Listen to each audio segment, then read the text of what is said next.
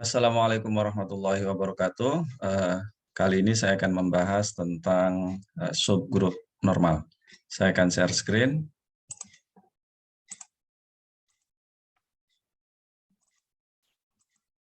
Nah, ini adalah topik bahasan kali ini. Mata kuliahnya struktur aljabar atau aljabar abstrak, topiknya subgrup normal. Sebelumnya sudah ada video tentang kongruensi pada grup. Ini yang tadi saya sebutkan. Sebelumnya sudah dibahas kongruensi pada grup dan memunculkan kelas kongruen modulo K yang kita sebut sebagai koset. Nah, ini adalah koset. Jadi misalnya K adalah subgrup dari G dan A itu anggota G, maka himpunan yang seperti ini, KA, yang anggotanya adalah KA, K kecil, A-nya anggota G, K-nya anggota K besar, himpunan K. Itu disebut koset kanan. Sementara kalau mengalihkannya dari sebelah kiri, ini lihat A-nya, itu disebut koset kiri. Nah, kumpulan koset ditulis seperti ini, G per K. Boleh dibaca G per K. Nah, nanti pertanyaan dasarnya, apakah ini adalah subgrup? Dan kalau dia subgrup, bagaimana mendefinisikan operasi binernya? Gitu ya. Kemudian lanjut, untuk menjawab hal tadi, apakah G per K itu subgrup dan bagaimana operasi binernya, diperlukan sifat ini. Ini sifat yang bisa kita lihat pada kongruensi bilangan bulat. Ada sifat seperti ini. Cuma karena pada bilangan bulat itu ada dua operasi, tambah dan kali. Ini baru perkalian. Kalau pada bilangan bulat A tambah C kongruen dengan B kali D, tapi diganti K-nya dengan N, modulo N. Nah, jadi diperlukan sifat ini pada pembahasan kali ini ya. Di samping untuk membuktikan beberapa sifat yang diperlukan, tapi ini juga nanti diperlukan untuk mendefinisikan sebuah operasi biner, di mana kemudian harus tunjukkan operasi biner itu terdefinisi dengan baik. Nah, sayangnya sifat ini tidak berlaku untuk beberapa grup non-abelian. Contoh pada D4. Kalau kita ambil subgrupnya itu adalah R0, V, ini adalah subgrup, K ini adalah subgrup dari D4, maka bisa kita cek R1 itu kongruen dengan T pada modulo K. Dicek ya. Jadi silakan dihitung R1 komposisi T, R1 komposisi T, inverse dari T, itu pasti anggota K. Kemudian R2 kongruen dengan H, tetapi R1 komposisi R2, nih, R1 komposisi R2, ternyata tidak sama dengan T komposisi H. Gitu ya. Yang R1 komposisi R2 hasilnya R3, T komposisi H hasilnya R1. R3 tidak sama dengan R1. Begitu. Nah, sifat ini tadi, sifat yang saya tandai sebagai taggart ini, dipenuhi kalau kita ambil subgrup dari D4-nya yang ini. Nah, bisa dicek yang ini ya. Jika V kongruen dengan D pada modulo H dan R1 kongruen dengan R3 pada modulo H, maka V bundaran R1 kongruen dengan D bundaran R3 pada modulo H. Nah, silakan dicek. Mengapa ini berlaku? Apakah karena H-nya komutatif? Gitu ya. Nah, nanti kita lihat. Nah, kalau begitu subgrup seperti apa agar berlaku sifat seperti ini? Nah, subgrup yang dimaksud adalah subgrup normal.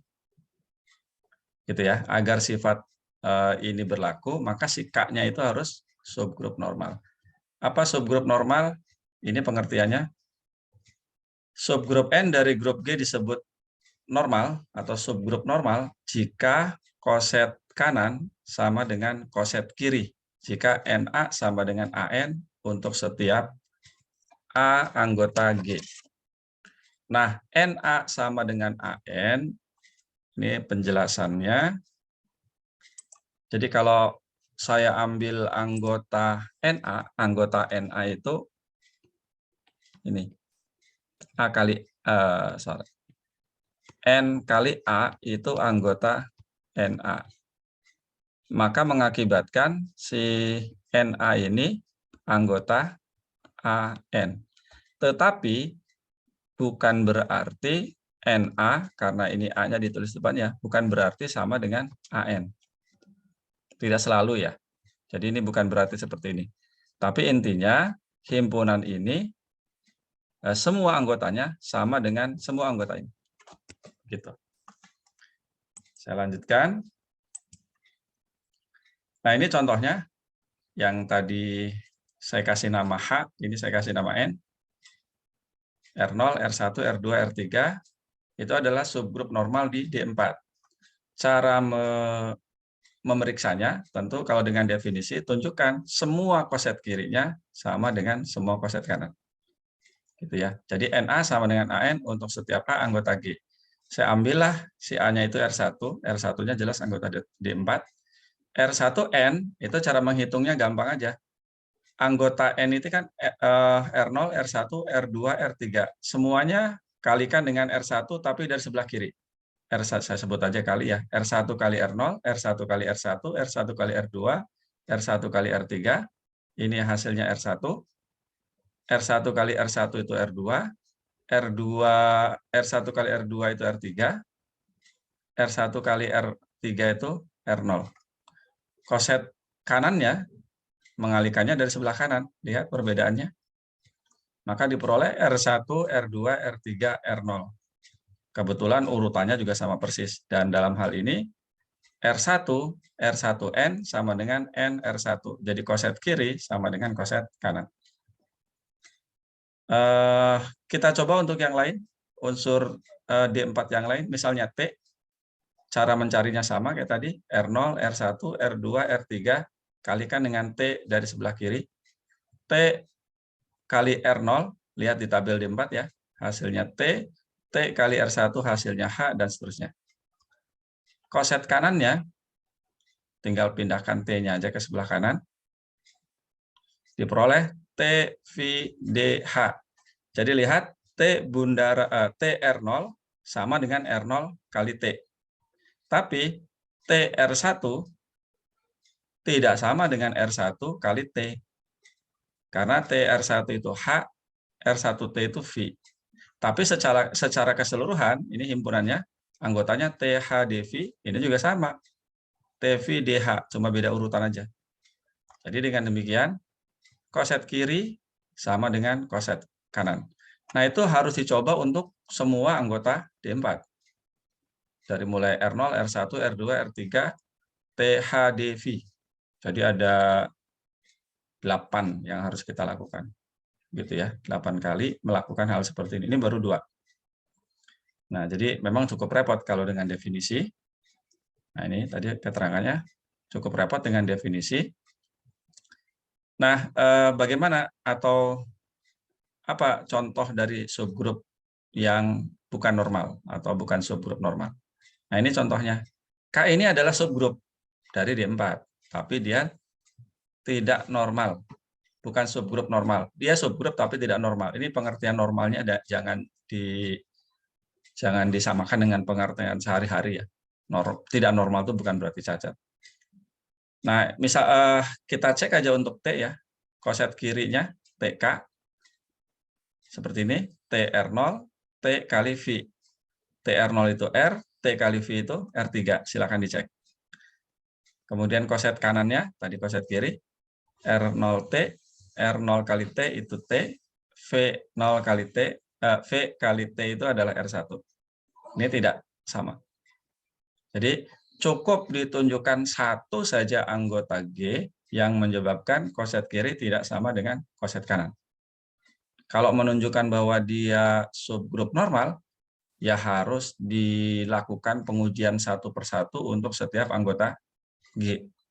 Tapi kalau untuk menunjukkan dia tidak normal, cukup satu saja yang membuat dia tidak normal. Oke, lanjut.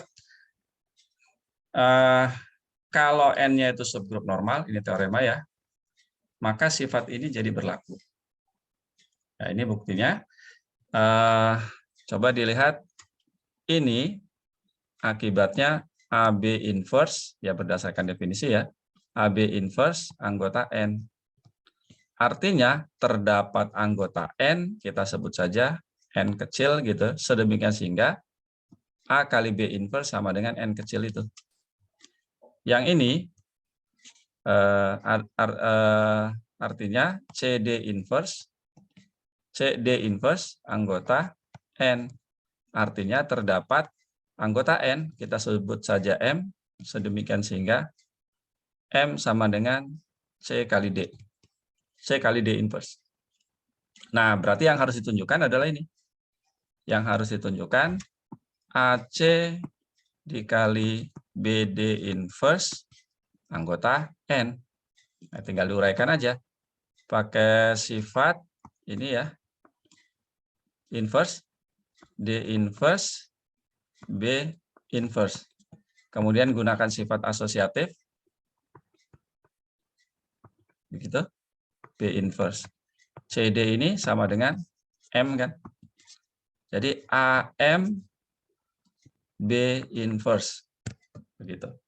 AM B inverse.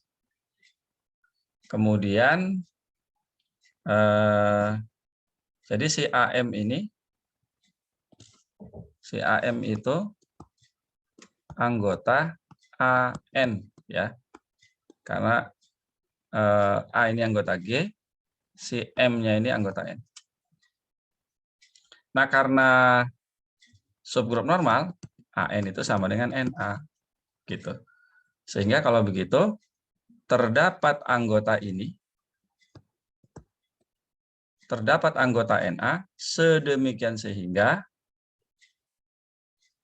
terdapat anggota NA, sedemikian sehingga AM sama dengan A kali, bukan A, tapi L kali A. Ingat bentuknya NA itu adalah L anggota N, A-nya anggota G tadi.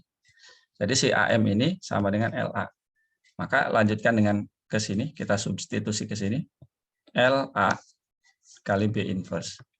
Langsung aja pakai sifat asosiatif. AB inverse-nya sama dengan N. Maka ini LN. L anggota N, N juga anggota N. Karena N-nya subgrup, maka L kali N pasti anggota N. Sesuai yang diinginkan. Jadi ini anggota N. Sehingga terbukti AC kongruen dengan BD inverse. Oke, cara menulis buktinya yang lengkap seperti ini. Oke, pelan-pelan ya. Mungkin beda tadi, mudah-mudahan sama nih cara menulis ini. AB inverse-nya sama dengan N, CD inverse-nya sama dengan N. Kalau sebelumnya ini yang M ya, ini yang N, nggak apa-apa. Nah, kemudian berdasarkan sifat inverse dan asosiatif diperoleh AC BD inverse. Ini BD inverse itu diuraikan jadi begini. Sifat inverse ya. Kemudian gunakan sifat asosiatif. CD inverse-nya sama dengan N. Sebelumnya saya tulis M ya di kodretan tadi. Oke, sampai situ si AN gitu ya adalah anggota AN. AN besar, AN kapital. Si N-nya itu subgrup normal. Maka si AN kapital ini atau koset kiri itu sama dengan koset kanan. Jadi kalau begitu si AN ini anggota NA. Kalau dia anggota NA, terdapat anggota N, kita sebut saja L, sedemikian sehingga AN sama dengan LA. Kita lanjutkan perhitungan ini tadi. Jadi AC BD inverse sampai di sini, AN B inverse. AN-nya kita ganti dengan LA, gunakan sifat asosiatif. AB inverse-nya sama dengan LM. AB inverse-nya sama dengan M. Gitu ya. Maka diperoleh LM. L-nya anggota N, M-nya anggota N. Maka LM anggota N. Gitu ya. Jadi ACBD, AC dikali BD inverse anggota N. Nah, itu berarti AC kongruen dengan BD modulo N. Terbukti. Nah, lanjut. Sekali lagi, kalau kita membuktikan dengan definisi, itu sangat merepotkan. Banyak pekerjaan yang harus dilakukan. Oleh karena itu, teorema ini membantu kita untuk membuktikan bahwa suatu grup itu normal di G. Nah, ini bunyi teoremanya. Misalkan N adalah subgrup dari G, maka pernyataan berikut ini ekivalen. N adalah subgrup normal di G. Yang kedua, untuk setiap A dan G, himpunan ini A inverse NA, ini pernah ada di tugas ya sebelumnya. Cuma saya ganti dengan X inverse HX. Termasuk di UTS juga ada ya. Saya modifikasi jadi X, H, X inverse. Jadi himpunan ini yang bentuknya begini. Jadi A inverse NA, ingat A-nya anggota G, N-nya anggota N. Oke, salah ini. Saya coret di sini saja ya. Ini harusnya N-nya anggota N. Ya. Jadi ini subset dari N. Kemudian yang ketiga, untuk setiap A anggota G, A inverse N, A inverse NA, himpunan ini sama dengan N. Kalau tadi kan subset. Kalau ini sama dengan. Maksudnya ekivalen itu adalah 1, jika dan hanya jika, 2, 2 jika dan hanya jika, 3, 3 jika dan hanya jika 1. Jadi membuktikannya, diketahui ini, buktikan itu, diketahui 2, buktikan 3, ini 2 ini maksudnya ya. Kemudian diketahui 3, buktikan 1. Maka dari situ kita akan peroleh untuk membuktikan bahwa N itu adalah subgrup normal, biasanya sih ini yang dipakai. Yaitu A inverse N, A subset dari N. Sebab kalau ini yang dipakai 2 kali pekerjaannya. Selain menunjukkan subset, tapi tunjukkan juga subset atau superset. Gitu ya. Nah, ini cara membuktikannya.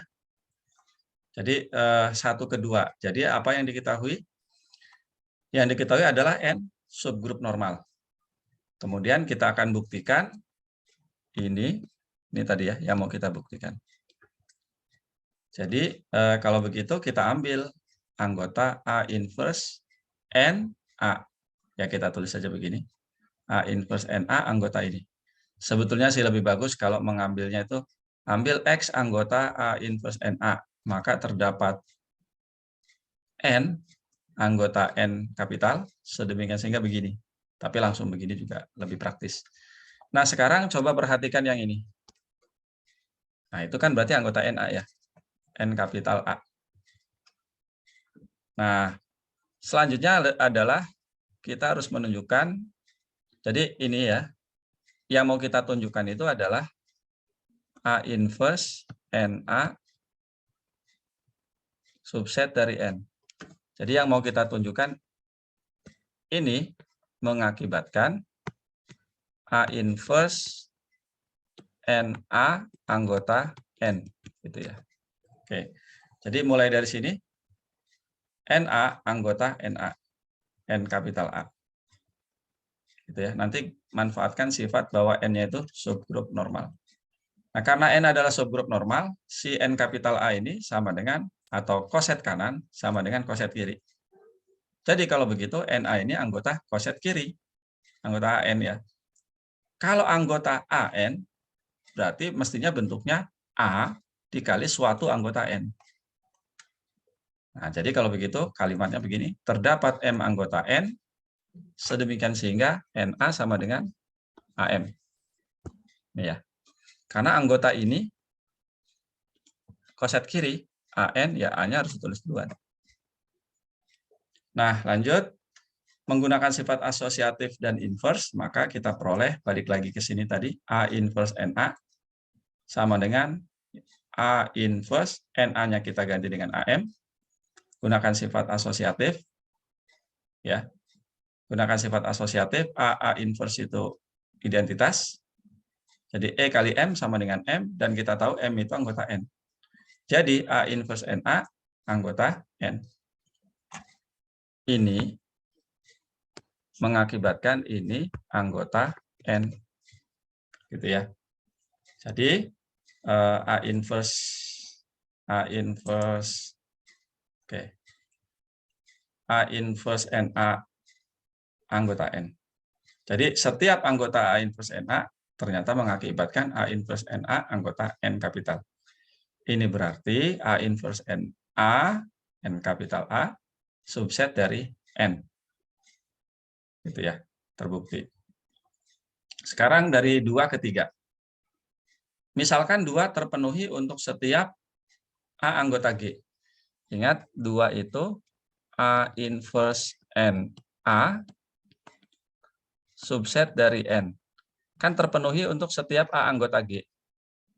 Sementara A inverse juga anggota G. Berarti kalau A ini saya ganti dengan A inverse, ya ini tetap berlaku dong. Nah, itu yang dimaksud di sini. Jadi dari situ, ini sifat yang akan kita manfaatkan. Lanjut. Nah, ini ANA inverse, ya berarti bentuk anggotanya seperti ini. ANA inverse, di mana N kecil ini anggota N kapital. N anggota himpunan N.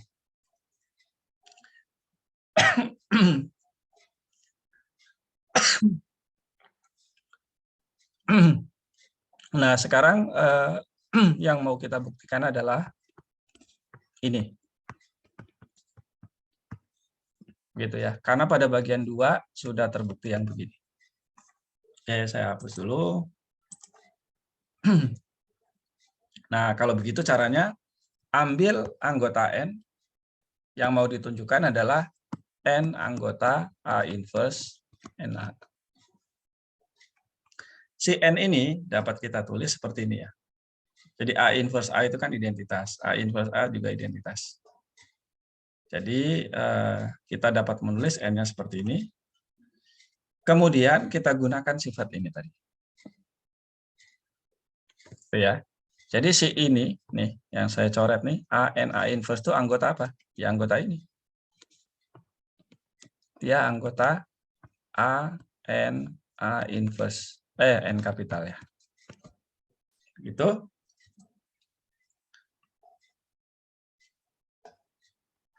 Nah, berdasarkan yang ini tadi, si ini tadi, A inverse itu anggota ini.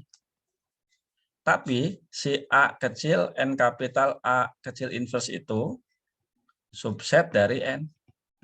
Akibatnya ini ya anggota N. Itu yang saya tulis di sini. Jadi A inverse anggota N. Kalau dia anggota N, kan pasti ada hasilnya. Bisa disederhanakan maksudnya. Sehingga atau artinya terdapat anggota N, dalam hal ini M, sedemikian sehingga A inverse itu sama dengan M. Itu yang saya tulis ini. Jadi kalau begitu, si N ini bisa kita tulis A inverse MA. Ya, karena yang ini kita ganti dengan M. Dan bentuk yang seperti ini, karena M-nya itu anggota N, maka dia itu anggota ini. Jadi kalau begitu, setiap N kecil anggota N kapital mengakibatkan si N kecil ini anggota ini. A inverse NA. Nah, kalau begitu berdasarkan definisi subset ya, maka ini. N subset dari A inverse NA. Terbukti ya. Nah, lanjut. Membuktikan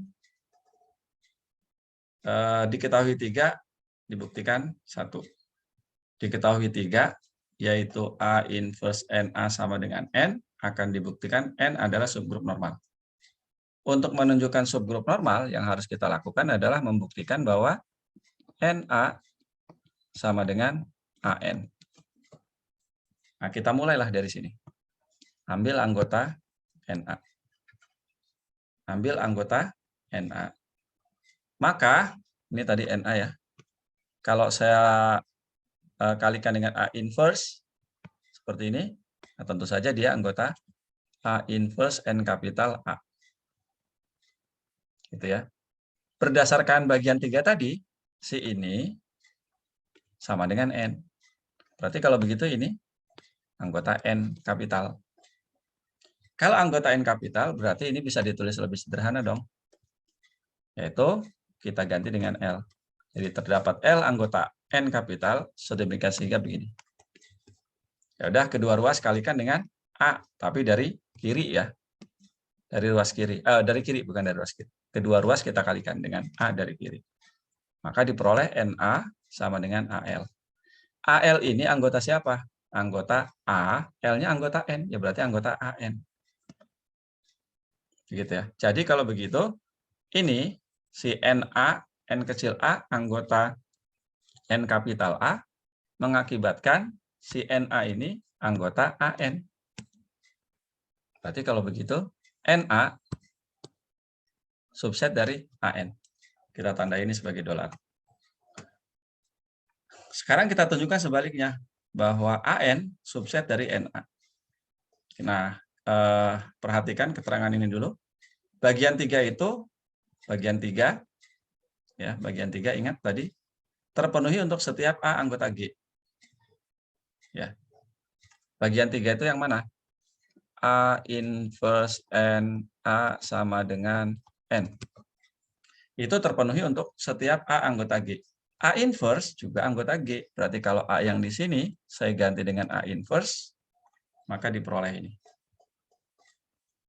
Gitu ya, diperoleh ini. Jadi si N sama dengan A, N, A inverse. Beda sedikit dengan ini. Jadi A, N, A inverse sama dengan N. Nah, lanjut. Tadi akan dibuktikan ini. NA memuat AN. Gitu ya. Kalau gitu, ambil anggota AN kapital. Ini. Saya sebut saja M. Jadi L dan M ini sudah berbeda dengan bukti bagian yang kedua tadi ya. Ambil anggota ini. Maka kalau saya kalikan ini, saya kalikan dengan A inverse dari sebelah kanan, ya anggota ini. Lihat bentuknya, anggota G, inverse anggota G, ini anggota N, maka di anggota ini. Tapi berdasarkan bagian 3 tadi, ini yang tadi, A inverse NA, AN A inverse sama dengan N. Berarti kalau gitu ini anggota N. Gitu ya, ini anggota N. Kalau dia anggota N, ya bisa disederhanakan, ya AMA inverse itu sama dengan apa? Nah, kita sebut saja sama dengan R. R-nya anggota N. Jadi AMA inverse sama dengan R. Ya, kembali lagi kedua ruas kita kalikan dengan A, tapi dari sebelah kanan mengalikannya. Dari sebelah kanan, sebentar, ini AMA inverse, kita kalikan dengan sebelah kanan. Maka diperoleh, ini ada kesalahan ini. Jadi ini tuh harusnya RA, dan dia anggota NA. Gitu ya. Kan mulainya dari sini. Tunjukkan anggota NA. Si AM itu anggota NA. Nah, dengan demikian, si AN subset dari NA. Nah, perhatikan tanda dolar yang pertama dan dolar yang kedua. Nah, itu berarti AN sama dengan NA. Nah, itu membuktikan bahwa N adalah subgrup normal. Jadi terbukti. Nah, itu supaya lebih jelas disalin ya. Mungkin itu pembahasan kali ini. Soal-soalnya bisa diikuti di lembar kerja atau di video yang lain. Saya Heri, Assalamualaikum warahmatullahi wabarakatuh.